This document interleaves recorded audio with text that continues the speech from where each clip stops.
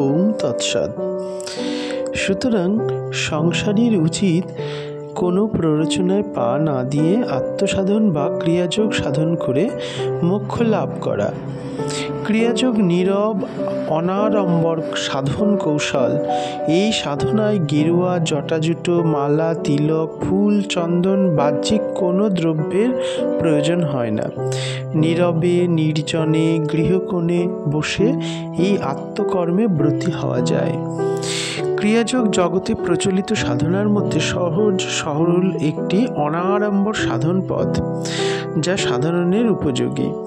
সংসারে থেকে গার্হস্থ্য জীবনকে অব্যাহত রেখে এই সাধনা করা যায়। প্রাচীনকালে ভারতবর্ষের মুনি ঋষিগণও সংসারে থেকে বিবাহিত জীবনযাপন করে সস্ত্রীক ধর্মাচরে জীবনমুক্ত অবস্থায় সব কাজ করতেন। ভগবান লাভের জন্য যে সন্ন্যাস নিতে হয় না, বনে যেতে হয় না, ক্রিয়াযোগে সেটাই প্রমাণিত হয়। আত্মা বা প্রাণ স্ব শরীরেই থাকে, সংসারেই থাকুক আর বনেই থাকুক, প্রাণ তো সঙ্গে যাবেই। ঈশ্বররূপী প্রাণ বা আত্মাকে যখন নিজ শরীরের মধ্যেই খুঁজতে হবে, তখন সংসার ত্যাগ করার দরকার কি? সংসারে থেকেই প্রাণের সাধনা করা সহজ। শ্রী শ্রী রামকৃষ্ণদেব বলতেন, কেল্লার ভিতর থেকে লড়াই করলে যেমন রসদ পাওয়া যায় ও শীঘ্র বলক্ষয় হয় না, সংসারে থেকে সাধনা করলেও সেরূপ অনেক সুবিধা হয়। অতএব গৃহস্থাশ্রম অপেক্ষা সাধনের উপযুক্ত শ্রেষ্ঠ আশ্রম আর নেই। এই জন্যই ঋষিদিগের অনেকেই পুত্র স্ত্রী নিয়েও গৃহস্থাশ্রমে থেকে প্রাণায়ামাদি যোগাভ্যাস করতেন। ক্রিয়াযোগী মন স্থির করার সহজ উপায়। অব্যক্ত থেকে প্রাণ উৎপন্ন হয়েছে, প্রাণ থেকে মনের প্রকাশ। প্রাণের চঞ্চল অবস্থার নাম মন, আর প্রাণের স্থির অবস্থার নাম আত্মা। মন কতকগুলো গতিশীল শক্তি প্রবাহ। উহা বায়ুর গতি অপেক্ষা অধিক বেগবান। এই অসংখ্য প্রবাহযুক্ত ও গতিশীল মনকে স্থির করতে হলে উহার প্রবাহগুলোকে নিয়ন্ত্রিত করতে হবে। তখন উহা চেতনা প্রাপ্ত হয়ে আত্মসমর্পণ করবে। মনকে স্থির করবার শাস্ত্রে নানাবিধ উপায়ের উল্লেখ আছে, কিন্তু সেগুলো কর্মসাপেক্ষ, বাক্য মাত্র নহে। মন একটি স্নায়বিক গতি বিশেষ। উহার একটি কেন্দ্র আছে। মনের গতি বহুমুখী হয়ে বহু প্রবাহে অধোদিকে প্রবাহিত হয়ে অতি নিম্ন ভূমিতে বিচরণ করার ফলে অজ্ঞান অবস্থায় নিরন্তর দুঃখ ভোগ করে। পুনঃ ক্রিয়াযোগের সাহায্যে প্রবাহগুলোকে একমুখী করে ঊর্ধ্ব দিকে পরিচালিত করতে পারলে মন জ্ঞানের উচ্চ ভূমিতে আরোহণ করে এবং অতীন্দ্রিয়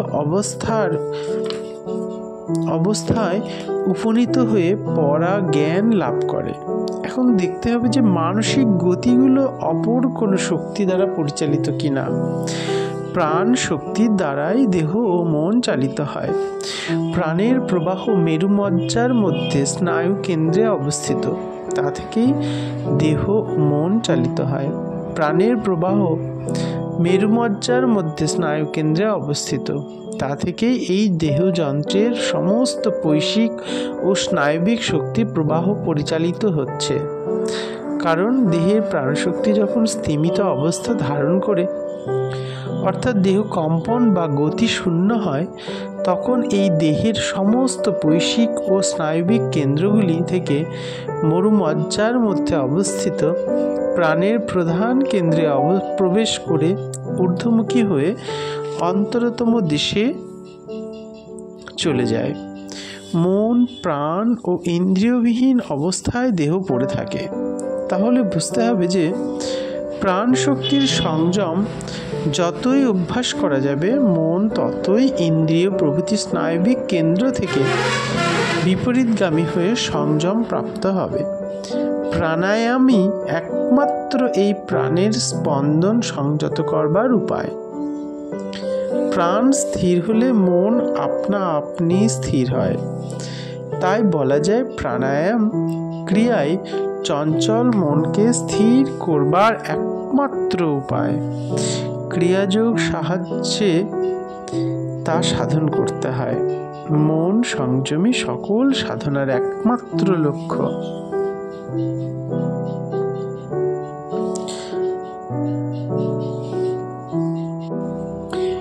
প্রাণকে স্থির না করে মনকে স্থির করা যায় না। প্রাণকে স্থির করতে পারলেই মনকে স্থির করা যায়। প্রাণকে স্থির না করে অন্য কোনো উপায়ে মনকে স্থির করতে যাওয়া বিড়ম্বনা মাত্র। প্রাণায়ামে প্রাণকে স্থির করবার অন্যতম দ্রুত এবং সহজ উপায়। বিধিবৎ প্রাণায়ামের দ্বারা নাড়িচক্র বিশুদ্ধ হলে সুষুম্নার মুখ খুলে যায় এবং তন্মধ্যে সহজে প্রাণবায়ু